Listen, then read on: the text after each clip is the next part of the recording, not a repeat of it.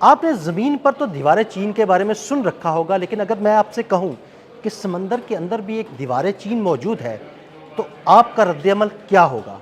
यकीनन आप हैरान होंगे, लेकिन वाक़ई समंदर के अंदर भी एक दीवारें चीन मौजूद है। इस दीवारें चीन के मंसूबे के हवाले से आमिर रज़ा से बात करते हैं। आमिर भाई, मैंने तो दीवारें चीन कह दिया कि समंदर के अंदर भी मौजूद है। ये दीवारें चीन अगर समंदर के अंदर मौजूद है, तो इसका मकसद क्या है और इससे चाइना क्या काम ले रहा है? देखिए, आप पहली बात तो ये है कि आपने ज़रा दीवारें चीन जो कहा है तो गलत नहीं कहा कि समंदर के अंदर। और दीवारें चीन है क्या? दीवारें चीन एक डिफेंस लाइन थी चाइना के पुराने वक्तों में, जब वहाँ पर बादशाहत थी, तो उन पर क्योंकि मंगोलिया की तरफ से और बाकी जगहों से हमला होता था, तो उससे बचने के लिए उन्होंने पहाड़ों के दरमियान एक बहुत बड़ी दीवार, आज भी कहते हैं कि चांद से अगर देखा जाए तो वो दीवार नज़र आती है। तकरीबन 22,000 दुनिया किलोमीटर के दुनिया तवील है वो। के दुनिया के अजूबा तरीन चीज़ों हाँ में जी, से है। लेकिन चाइना जो है इस 22,000 किलोमीटर से ज़्यादा बड़ा है और बहुत बड़ा हिस्सा उसका समंदर के अंदर है। बिल्कुल। अब जंग जो कि मैं आपसे हमेशा कहता हूँ कि अहादीस की रोशनी में पानी पर होनी है। आप जो कहते हैं कि पानी के बार होनी है, और वो पानी कौन सा है? वो समंदरों का ये पानी है, समुद्र जहाँ पर बहरी बेड़े तैरते हुए नजर नज़र आएंगे। आते हैं। और आपको मैं ये बता दूँ, अभी भी जो है मैं इसको इस तरह से डिस्क्राइब करता हूँ, जो आपने दीवारें चीन का कहा कि वो भी डिफेंसिंग लाइन के लिए ज़मीन के ऊपर बनाई गई थी। ये ज़मीन के अंदर यानी समंदर के अंदर जो है बनाई गई है, और इसके अंदर ऐसी सलाहियतें रखी गई हैं कि कोई भी जी रुख जो है वो उसका रुख ना कर सके, कोई भी ना जा सकेगा। और ये अब आप देख लीजिए कि पिछले दिनों खबर आई थी कि कछुए जो हैं वो भेजे गए, जो कि जासूसी करने वाले जासूसी के लिए कछुए। थे, और ये जासूसी के कछुए पकड़े गए। पकड़ के उन्होंने दिखा दिया, और उसके बाद ये खबर खुलना शुरू हुई। इंटरनेशनल मीडिया ने इसको वॉल ऑफ चाइना का ही नाम दिया, और उन्होंने कहा कि ये वॉल ऑफ चाइना जो है ये बन गई है, और उसके अंदर उन्होंने मुख्तलिफ लेज़र और इलेक्ट्रिक जो वॉरफील्ड है उसकी दीवार बनाई है। यानी laser and electric electric wall of China. Wall of China, ये इस तरह से डिस्क्राइब करते हैं। उसके अंदर ऐसी लेज़र बीम्स का इस्तेमाल किया गया है जो ज़ेर समंदर काम करती हैं। वो दो चीज़ें करती हैं, एक वो डिटेक्ट करती हैं कि आने वाला ऑब्जेक्ट जो है ये कौन सा है, यानी अगर वो सिर्फ जानवर है तो उसके लिए वो कोई हार्मफुल नहीं है, ना उन्होंने काम करना है। लेकिन अगर उसके ऊपर कोई डिवाइस है, कोई सिम है, कोई चिप है, तो वो आपको फौरन डिटेक्ट कर लेंगे। वो फ़ौरन डिटेक्ट करेंगे। फिर उसकी जो है यहाँ से सैटेलाइट तक जो है उनकी रसाई है। अच्छा। हाँ, वहाँ पर डाटा इसका फाइनलाइज होगा, और विद इन ए सेकेंड वो जो है उस पर रिएक्ट करने के लिए जो अंदर ऑटोमेशन पे चीज़ें मौजूद हैं जो कि तबाही के लिए हैं। ये तो सारी वो हैं जो वेरिफिकेशन के लिए हैं। जो ऑटोमेशन का सिस्टम है उसके अंदर वो ऑटोमेटिकली उस चीज़ को या उस ऑब्जेक्ट को जो है तबाह करने की सलाहियत रखती हैं। और ये समुद्रों पे या पानी पर जो जंग होनी है, इसमें अब आपको ज़ेर समंदर जो है बहुत सारे काम करने हैं, क्योंकि दुनिया मौजूदा दौर में आबदोज़ों के मुतालिक बहुत ज़्यादा है। एटमी आबदोज़ें जो हैं उनको डिटेक्ट करने और आने वाले एटमी ख़तरात को बचाने के लिए भी इसमें सिस्टम मौजूद है, जो मैंने आपसे कहा था। यानी अगर कोई स्टेल्थ आबदोज है, स्टेल्थ सबमरीन है, तो ये उसको भी पकड़ ये लेगा। उसको भी पकड़ेगा। ना सिर्फ उसको पकड़ेगा बल्कि ये data with in A second जो है वो स्क्रीन्स पर Process होगा होगा, screen कि पे आ इसके जाएगा। अंदर वॉर हेड्स कौन से हैं, और क्या ये दुश्मन है, दोस्त है, उसकी पहचान जो है ये भी इसकी भी पहचान करेगा। ये नहीं हो सकता कि शुमाली कोरिया जो है उसकी आबदोज़ आए तो उसको अमेरिकन आबदोज़ समझ के हिट कर दिया जाए। या जिस तरह से हमने इस जंग में 40 रोज़ा जंग में देखा कि अमेरिकी जहाज़ जो हैं वो उनको अपने ही सिस्टम के जरिए जो है ना जो वो है तबाह हो निशाना बन गए। गया, इस तरह से नहीं होगा। या वो कहा जाता है कि इनके जो इंटरसेप्टर्स थे वो अपने ही मुल्कों पर चले गए। इस तरह का कोई सिस्टम नहीं है। चाइना ने एक पूरी वॉल तरतीब दी है और इस पर वो मज़ीद काम करते चले जा रहे हैं।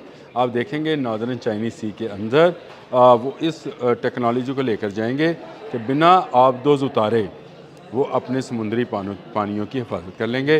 और इसमें ऐसी टेक्नोलॉजी भी शामिल है जिसमें आने वाले वेसल्स और जहाज़ों के बारे में भी, चाहे वो फॉल्स फ्लैग ही हों, उनके बारे में मुकम्मल डाटा जो है मौजूद होगा। चाइनीज़ इसके लिए एक बहुत बड़ा डाटा सेंटर बना चुके हैं।